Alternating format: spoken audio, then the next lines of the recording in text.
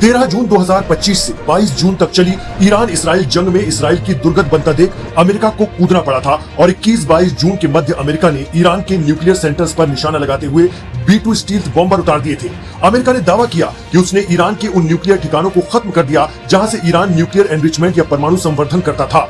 America ने Israel के समर्थन में ईरान पर ऐसे वक्त हमला किया था जब दोनों के बीच ओमान में न्यूक्लियर मुद्दे को लेकर बात चल रही थी और अमेरिका और ईरान इसको लेकर बहुत सकारात्मक थे। आरोप तो ये भी लगता है कि ईरान और अमेरिका की बढ़ती नजदीकी और एक दूसरे पर बढ़ रहे भरोसे से गुस्साए इसराइल ने 13 जून की अलसुबह ईरान पर धावा बोल दिया था, जिससे ये बातचीत अपने नतीजे पर पहुंचने से पहले ही टूट गई। अब दुनिया भर में मीडिएटरशिप या मध्यस्थता कराने अक्सर याद किए जाने वाले कतर की पेशकश सामने आई है। कतर का कहना है कि वो एक बार फिर ईरान और अमेरिका को बातचीत की मेज पर ला सकता है। इंटरनेशनल न्यूज एजेंसी रॉयटर्स के मुताबिक कतर के पीएम मोहम्मद बिन अब्दुर्रहमान अल थानी ने कहा कि उनका देश ईरान और अमेरिका को बातचीत की मेज पर वापस लाने की कोशिश कर रहा है। इंटरनेशनल एटॉमिक एजेंसी के डायरेक्टर जनरल राफेल ग्रासी ने भी कहा है कि ईरान यूरेनियम एनरिचमेंट नहीं कर रहा है, लेकिन वो ये भी आरोप लगाते हैं कि ईरान के यूरेनियम एनरिचमेंट सेंटर के बाहर कुछ एक्टिविटी देखी जा रही है।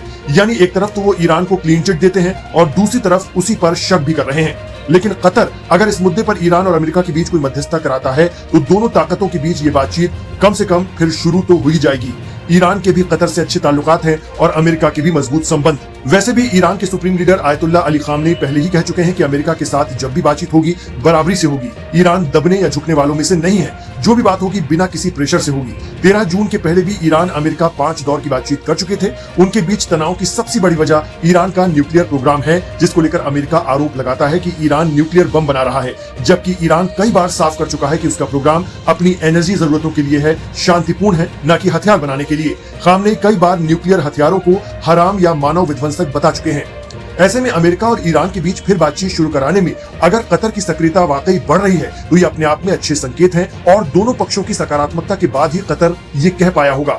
गौरतलब है कि कतर में ही हमास और इसराइल के दरमियान सीजफायर बातचीत मुमकिन हो पाई। इसके लिए कतर को भी झेलना पड़ा था। कतर पर भी इसराइल ने हमला कर दिया था। इतना ही नहीं, 22 जून की रात को ईरान ने भी कतर में मौजूद अमेरिकी एयरबेस को ही निशाना बनाया था।